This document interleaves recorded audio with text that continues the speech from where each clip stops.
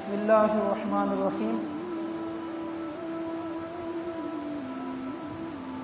کفریات کلمات کے پہچاننے کے سلسلے میں ہماری گفتگو و سلسلہ جاری تھا۔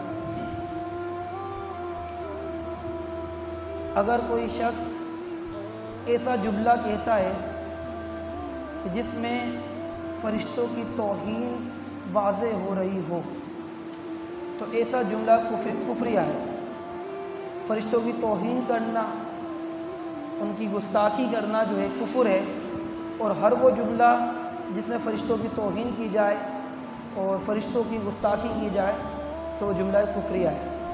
بس اوقات ایسا ہوتا ہے کہ فرشتوں کو معاذ اللہ مذاق اڑایا جاتا ہے، جیسے اسٹیج شو کامیڈی وغیرہ جو ہوتا ہے اس میں، تو یہ ایسے پروگرام کو دیکھنا بھی ناجائز و حرام ہے، اور اگر اس کو قبول کر لیے تو کفر کے زمرے میں آ جائے گا چیزیں۔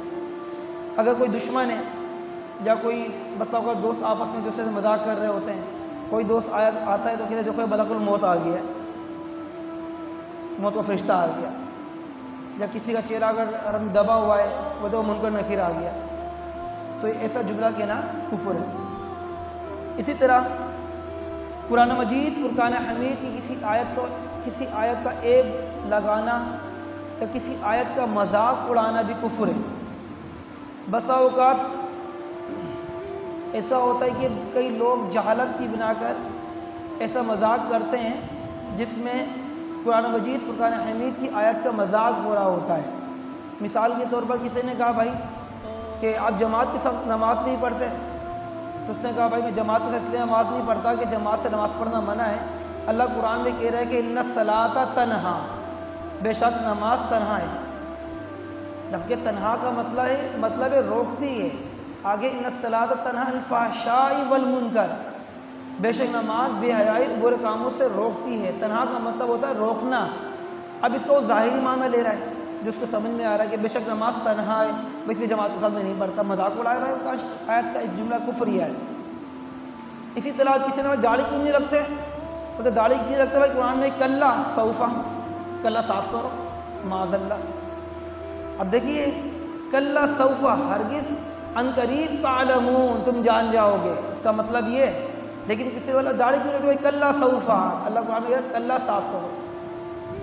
تو ہر وہ جملہ جس میں آیت قرآنی کا مذاق اڑایا جائے تو جملہ کفریہ ہے۔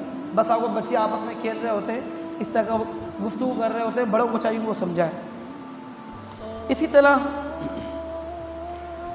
علماء کا علم کی بنا پر توہین کرنا اور ان کی بے ادبی کرنا کفر ہے۔